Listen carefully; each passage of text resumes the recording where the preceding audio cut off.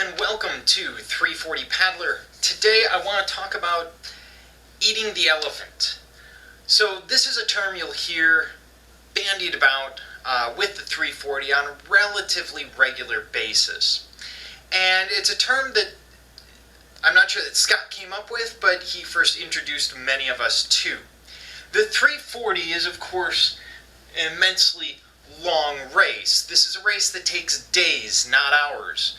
It's 340 miles. It would take me from near my hometown in Milwaukee all the way to St. Charles.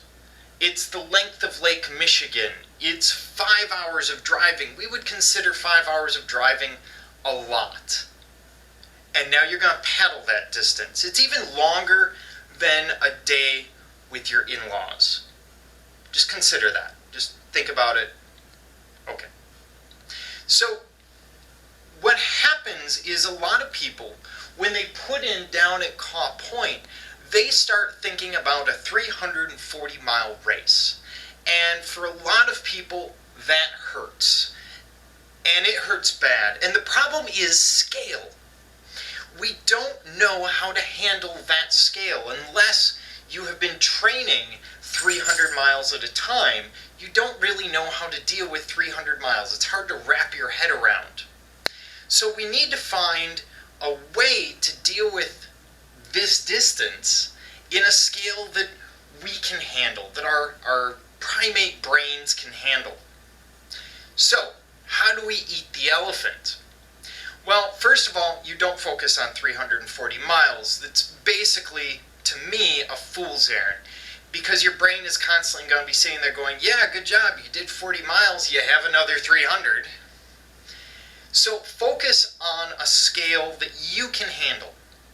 For example, if you did training runs that are 30 miles long on the Missouri River leading up to this race, then focus on checkpoints and waypoints that aren't more than 30 miles.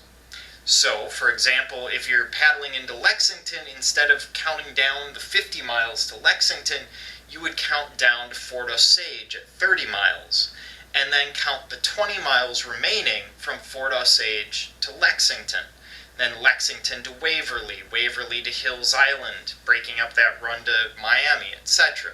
This makes it a scale that we can handle, something we can think about and say, yeah, I've done this distance before, it's nothing new.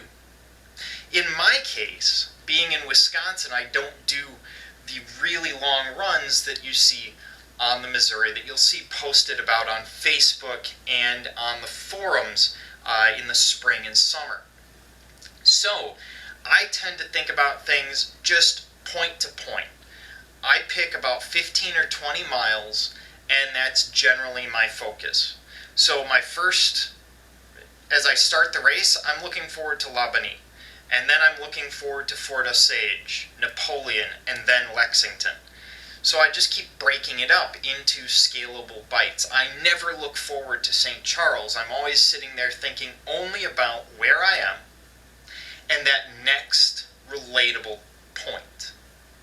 Now, this works great for a lot of people. Where it can fall down is the ground crew, because sometimes the ground crew will sit there at Glasgow, for example, down here and go, hey, you only have another 200 miles, and the paddler's going, oh dear God, I've just gone 140 miles down this river, and now I have another 200? We don't want to be reminded of that. Tell us that it's 11 miles to Lisbon. Tell us that it's about 35 miles to Franklin. Don't tell us that we have another 200 miles. We've just broken that scale, and now the brain games kick in when you're on the river, and you don't want that. Keep it simple. As ground crew, just focus on the next point.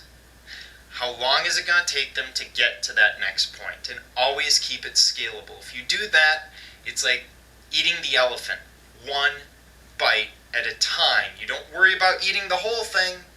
You only worry about eating that one bite. This is 340 Paddler. Keep your paddle in the water.